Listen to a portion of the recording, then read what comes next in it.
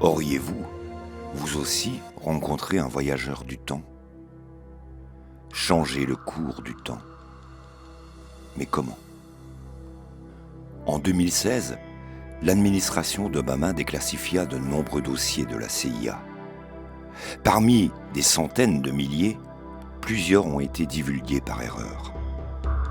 2 journalistes ont réussi à en faire des copies avant qu'ils ne soient récupérés par l'agence. L'un d'eux, nommé le voyageur du temps, a particulièrement attiré leur attention. Après des mois de recherche, voici le résultat de leur enquête.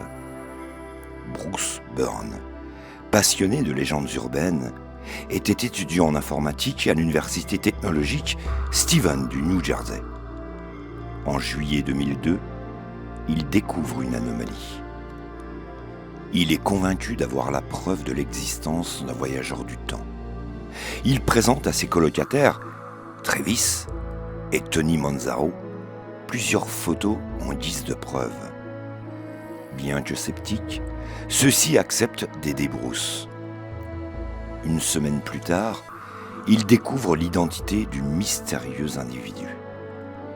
Le 19 juillet, Bruce Byrne contacte le voyageur du temps, qui accepte de le rencontrer dans un lieu public. À partir de cette date, Bruce commence à changer. Il se met à mentir à ses amis. Il ne va plus en cours. Il rompt avec sa copine Jessie, s'absente des nuits entières.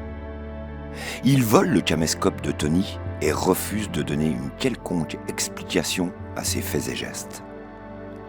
1 mois plus tard, Bruce disparaît sans laisser de traces.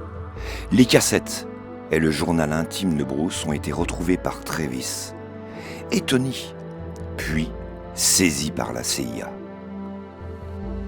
À ce jour, ils sont l'unique preuve des événements liés aux voyageurs du temps. Qu'est-il arrivé à Bruce Byrne? Qu'a-t-il découvert?